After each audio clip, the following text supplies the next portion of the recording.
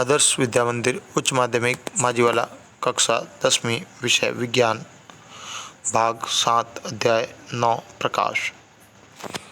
अपवर्तन। सामान्यतः हमने देखा है कि दैनिक जीवन में कई बार ऐसा अनुभव करते हैं कि पानी में डूबी हुई कोई वस्तु जैसे कि स्केल आदि पानी के तल के अंदर का भाग हमेशा तिरछा दिखाई देता है। वहीं पानी की टंकी में घिरे सिक्के या अन्य वस्तुएं हमें ऊपर उठी हुई एवं नज़दीक दिखाई देती है। आपने ये भी अनुभव किया होगा कि जब पारदर्शी कांच के पेपरवेट को किसी पृष्ठ पर रखा जाता है तो ऊपर से देखने पर पृष्ठ पर लिखित अक्षर ऊपर उठे हुए दिखाई देते हैं। पानी से भरे हुए कांच के गिलास में छड़ या पेंसिल या पेन डुबाने पर आप देखते हैं कि जहाँ तक ये वस्तु वायु से पानी में प्रवेश करती है उस पृष्ठ के ठीक नीचे ये हमें तिरछी दिखाई देती है। जैसा कि गिलास या बर्तन के पार्श्व से देखने पर आप पाएंगे कि वस्तु का जितना हिस्सा पानी में डूबा हुआ है उतना भाग आपको बड़ा दिखाई दे रहा है, वहीं शेष भाग आपको छोटा हुआ दिखाई देता है। वहीं इसका जो मेन स्थिति से ये थोड़ा सा तिरछा अर्थात नीचे की तरफ दिखाई देता है। प्लास्टिक के बर्तन में करें अथवा किसी अन्य द्रव के साथ दोहराएं तो भी आपको अनुभव होगा कि उक्त प्रभाव हर माध्यम के लिए थोड़ा सा भिन्न होता है। वहीं पानी में थोड़ी डूबी हुई पेंसिल भी आंशिक डूबी हुई वस्तु का इस तरह मुड़ा हुआ दिखने का कारण भी यही है कि वस्तु के पानी में डूबे हुए भाग से प्रकाश हम तक पहुंचता है वो वस्तु के पानी के बाहर के भाग से आने वाले प्रकाश से भिन्न भिन्न दिशा से भीतर आता हुआ प्रतीत होता है। इसलिए वस्तु का पानी के भीतर वाला भाग थोड़ा सा ऊपर उठा हुआ दिखाई देता है। जिस प्रकार पेंसिल का वास्तविक आकार तो यह है, लेकिन ये भाग ऊपर उठा हुआ दिखाई दे रहा है। यहाँ से ये भाग ऊपर उठ रहा है। प्रकाश की किरणों के दिशा में परिवर्तन की घटना को प्रत्यक्ष रूप से देखकर एक बीकर अथवा कटोरे नुमा छोटे बर्तन में सिक्के रखिए। अब उस बर्तन एवं अपने नेत्रों को इस प्रकार व्यवस्थित करिए कि सिक्का आपकी दृष्टि से ठीक ओझल हो जाए अर्थात दिखाई न दे। पर अब आप उस बर्तन में पानी भरें और आप देखेंगे कि पानी डालते ही सिक्का तुरंत ही दिखाई देने लग जाएगा। पानी का सिक्का ये इसलिए दिखाई देता है कि अपवर्तन द्वारा सिक्के का दिखाई देना, जब प्रकाश किसी एक माध्यम से दूसरे माध्यम में गमन करता है तो दोनों माध्यमों को पृथक करने वाले पृष्ठ पर प्रकाश की किरणों में दिशा में परिवर्तन होता है।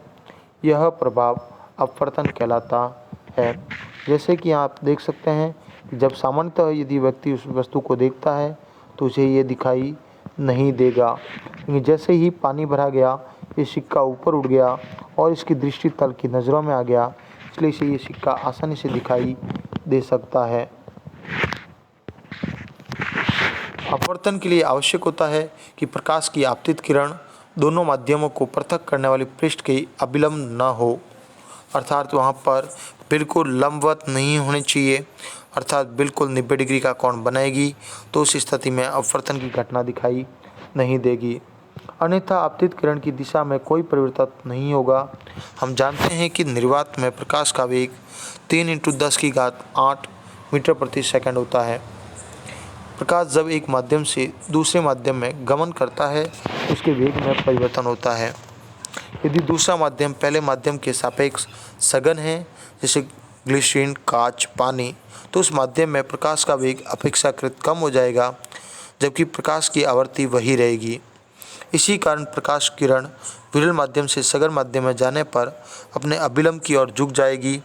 ठीक इसके विपरीत सघन माध्यम से विरल माध्यम में जाने पर प्रकाश का वेग बढ़ जाएगा और प्रकाश की किरण अभिलंब से दूर चली जाती है। यहाँ सघनता से हमारा अभिप्राय प्रकाशीय सघनता से है। अर्थात जैसे मान लीजिए ये पानी का तल है और इसके अंदर यह अभिलंब है। प्रकाश की किरण इस दिशा से आई और इस दिशा से जानी चाहिए, लेकिन यदि ऊपर पानी है और नीचे हवा है यानी उसे प्रकाश तेज़ी से मिल रहा है तो अभिलंब कोण से ये कोण बड़ा बनाएगी, अर्थात ये अपने पथ से हट जाएगी।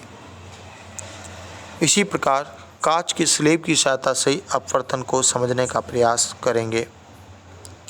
सर्वप्रथम हमने एक कांच की स्लैब ली। इस कांच की स्लैब पर एक कागज पर एक आयताकार कांच का स्लैब रखा एवं पेंसिल से इसकी रूपरेखा अर्थात इसके आकार को बनाया। फिर हम एक PQ दिशा से एक प्रकाश की किरण को आपतित करेंगे और आपतित बिंदु P व Q पर एक बॉल पेन रखेंगे। तत्पश्चात हम इस रूपरेखा में ABCD के पृष्ठ AB पर किसी बिंदु O पर अभिलंब ON बनाया। वही रेखा PQ इस तरह बनाई कि रेखा लंब ON से कोई कोण I बनाए। रेखा PQ पर 2 बॉल पेन लगाई गई। अब स्लैब के पृष्ठ CD पर इन 2 बॉल पेनों के संगत 2 बॉल पेन R व S इस प्रकार लगाई गई कि चारों बॉल पेन एक सीध में दिखे। अब इन्हें इस प्रकार लगाया गया कि चारों बॉल पेन P व Q व R व S एक ही प्रकार और एक ही छेद में दिखाई दे। लेकिन अब स्लैब के AB पृष्ठ के किसी अन्य बिंदु F पर अभिलंबवत EF रेखा खींची एवं पुनः स्लैब के CD पृष्ठ की तरफ EF संगत 2 बॉल पेन G व H लगाए। उस पश्चात हमने इसकी तरफ ही इसकी संगत एक और रेखा खींची और जहां हमने 2 पिन G व H लगाए। अब स्लैब को हटा लिया गया। अब हम रेखा RS को मिलाकर पीछे की ओर इतना बढ़ाएंगे कि CD पृष्ठ O पर मिल जाए। अब बिंदु O' को मिलाएंगे। इस प्रकार F व G बिंदु को मिलाया गया, जहां GH रेखा बनाई जाएगी जो बिंदु O' पर अभिलंब MM' बनाएगी। अब रेखा PQO को मिलाकर विस्तारित करेंगे तो रेखा चित्र से स्पष्ट है कि AB पृष्ठ से पार होकर रेखा PQ अभिलंब की तरफ मुड़कर O' दिशा में चली जाएगी। वहीं पुनः पृष्ठ CD से पार होने पर रेखा O' अभिलंब से दूर हो जाएगी। रेखा PQ व RS समांतर है। इसका अर्थ ये हुआ स्लैब के अंतरापृष्ठ AB एवं कांच वायु अंतरापृष्ठ CD से प्रकाश किरणों के मुड़ने का प्रभाव समान व एक दूसरे के विपरीत होगा। जबकि EF किरण जो कि AB पृष्ठ पर अभिलंबवत आपतित हो रही है, वो बिना किसी परिवर्तन के सीधे ही स्लैब से गमन कर जाती है। जहां वायु, कांच, यह सभी अपवर्तन के कुछ नियमों का पालन होता है। अपवर्तन के दौरान आपतित किरण, अपवर्तित किरण एवं अभिलंब तीनों ही एक ही तल पर स्थित होते हैं। यह अपवर्तन का प्रथम नियम है। अपवर्तन में आपतन कोण I की जया अर्थात साइन व अपवर्तन कोण R की जया अर्थात साइन R दोनों का अनुपात एक निश्चित होता है, अर्थात स्नेल का नियम बराबर साइन I बटा साइन R इजिकल टू एक नियतांक। यह अपवर्तन का दूसरा नियम भी है जिसे स्नेल के नियम से जाना जाता है। इसमें माध्यम 2 का माध्यम 1 के सापेक्ष अपवर्तनांक को म्यू कहा जाएगा। अपवर्तनांक म्यू अर्थात 21 साइन I बटा साइन R इजिकल टू एक नियतांक। यहाँ 2 का 1 के माध्यम के सापेक्ष नियतांक निकाला गया है, तो इस बात को ध्यान देना होगा जिसके सापेक्ष निकाल रहे हैं और जिसका निकाल रहे हैं। अर्थात यदि प्रकाश निर्वात से किसी माध्यम में प्रवेश करता है तो उस माध्यम के निर्वात के सापेक्ष अपवर्तनांक को निरपेक्ष अपवर्तनांक कहा जाएगा। इसी प्रकार किसी माध्यम के हवा के सापेक्ष अपवर्तनांक को प्रकाश के हवा में वेग एवं प्रकाश के उस माध्यम में वेग के अनुपात से भी दर्शाया जा सकता है। उदाहरण, प्रकाश का हवा में वेग बटा प्रकाश का माध्यम में वेग बराबर वेग ऑफ 1/2 अर्थात μ21, जिसके सापेक्ष व नीचे है और जिसका ज्ञात जैसे हवा के सापेक्ष ज्ञात करना है तो जिस माध्यम का ज्ञात करना है वो नीचे रह जाएगा। उसी प्रकार जैसे कि पानी के सापेक्ष हवा का, तो हवा में वेग बटा प्रकाश का पानी में वेग VA/VW। अपवर्तनांक माध्यम की प्रकृति, घनत्व एवं प्रकाश के रंग, तरंगदैर्ध्य आदि पर निर्भर करता है। बैंगनी रंग के प्रकाश के लिए अपवर्तनांक सबसे अधिक होता है, वहीं लाल रंग के लिए प्रकाश का अपवर्तनांक सबसे कम होता है। सारणी में 3 कुछ पदार्थ देख सकते हैं जिनमें निम्न पदार्थों के अपवर्तनांक जैसे निर्वात में पदार्थ का अपवर्तनांक प्रकाश का 1, वायु में 1.003, पानी में 1.33, केरोसिन में 1.44, ग्लिसरीन में 1.47, तारपीन में 1.47, कार्बन डाइसल्फाइड में 1.64, कांच में 1.50, हीरे में 2.42 होता है। अपवर्तन के कुछ उदाहरण।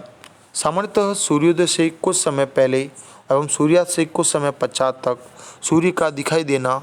जब सूर्योदय होने लगता है तो उससे पूर्व ही सूर्य के आने वाली किरणें वायुमंडल की विभिन्न घनत्व की परतों से अपवर्तित होकर हमें दिखाई देती है। इससे हम ये जानते हैं कि जैसे जैसे हम पृथ्वी की सतह से ऊपर उठते हैं, वायुमंडल का घनत्व कम हो जाता है और इस स्थिति में सूर्य की किरणें पृथ्वी के वायुमंडल में बाहर से आते हुए उत्तरोत्तर सघन माध्यम की ओर गमन करती है एवं परिणाम स्वरूप ये किरणें अभिलंब की ओर झुक जाती है और इसी कारण जब सूर्य क्षितिज से थोड़ा नीचे होता है तभी हमें दिखाई देने लग जाता है। और उसी प्रकार ठीक उसी कारण से सूर्यास्त के कुछ देर बाद तक भी वह हमें दिखाई देता है, क्योंकि जब वह यहाँ से जा रहा है तो अर्थात प्रकाश की किरण विरल माध्यम से सघन में प्रवेश कर रही है और इस कारण वह अपने अभिलंब की ओर झुक जाएगा, अर्थात थोड़ा सा ऊपर की ओर दिखाई देगा। दूसरी स्थिति में जब वास्तविक स्थिति में अभी नीचे है तो प्रकाश की किरणें पुनः ऊपर की ओर जाएगी, अर्थात सघन से विरल माध्यम की ओर, और इसलिए पुनः अपने वास्तविक आकार से थोड़ा सा झुक जाता है। और दोनों ही वास्तविक स्थितियों में जब सूर्य अपने वास्तविक आकार से नीचे होता है लेकिन वह हमें ऊपर आभासी रूप में दिखाई देता है। ऐसे ही पूर्ण आंतरिक परावर्तन।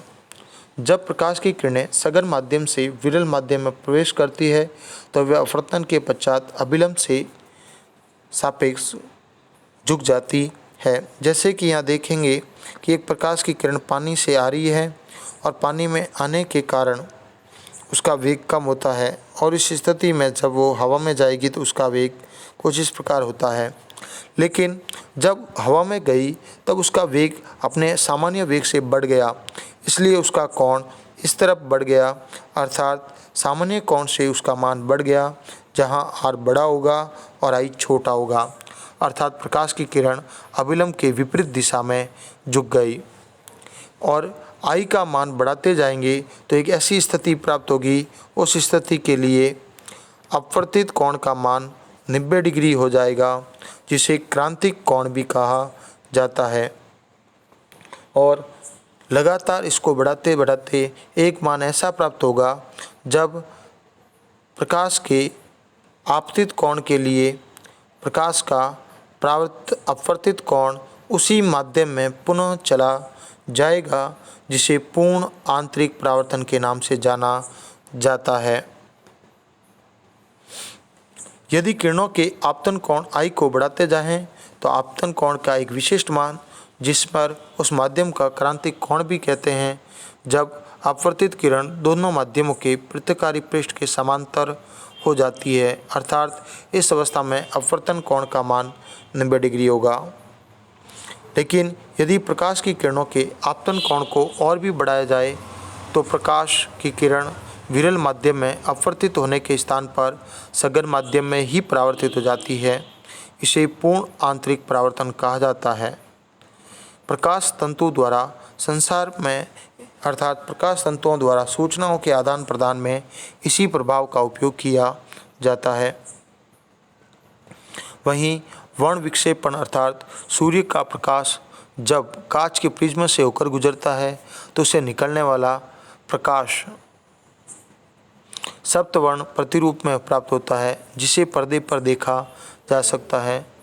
प्रयोगशालाओं में ये सफ़ेद प्रकाश बल्ब का उपयोग करके भी सप्तवर्ण प्रतिरूप प्राप्त किया जाता है, जो सूर्य की तरफ या उससे आने वाले प्रकाश को आँखों से सीधा नहीं देखना चाहिए, अन्यथा आँखों की रोशनी जा सकती है। पर्दे पर प्राप्त होने वाले इस प्रतिरूप को स्पेक्ट्रम कहते हैं, अर्थात जब एक सफ़ेद प्रकाश किरण प्रवेश करेगी तो वर्ण विक्षेपण के कारण इसी अपवर्तन के गुण के कारण प्रत्येक प्रकाश की किरण अलग अलग भागों में बिखर जाएगी, जिसका सामान्यतः क्रम बेजानी आह बेजानी ह पी नाला है। अर्थात न्यूटन ने सर्वप्रथम ये सिद्ध किया कि श्वेत प्रकाश में स्पेक्ट्रम वर्ण विद्यमान होता है। इस सप्तवर्णी प्रतिरूप के प्राप्त होने का मुख्य कारण यह है कि विभिन्न रंगों की किरणें किसी भी माध्यम में भिन्न भिन्न वेग से गति करती है, तो निर्वात के अतिरिक्त किसी भी माध्यम में लाल रंग के प्रकाश का वेग बैंगनी रंग के प्रकाश से अधिक होता है। अतः अपवर्तन के पश्चात बैंगनी रंग की किरण अभिलंब की तरफ सबसे ज़्यादा मुड़ जाती है। वहीं रंगों के विक्षेपण के क्रम को बेजानी पीनाला से भी जाना जा सकता है। इन 7 रंगों की पट्टिकाओं में मध्य रंग पीले को माना जाता है। एक प्रश्न है के अनुसार समझेंगे इसके, यदि पानी का अपवर्तनांक 1.33 है एवं कांच का अपवर्तनांक 1.5 है तो पानी के सापेक्ष कांच का अपवर्तनांक ज्ञात कीजिए। तो यदि कांच का अपवर्तनांक ज्ञात करना है, इसलिए प्रकाश का कांच में अपवर्तनांक बट्टा प्रकाश का पानी में अपवर्तनांक, अर्थात अपवर्तनांक ऑफ ग्लास अपॉन अपवर्तनांक ऑफ वाटर, जहाँ तो आज प्रकाश का कांच में अपवर्तनांक 1.5 है और पानी में 1.33, इसको इसमें डिवाइड करने पर भाग जाएगा 1.12, अर्थात इसका अपवर्तनांक हो जाएगा 1.112। धन्यवाद। मैं जितेंद्र गहलोत।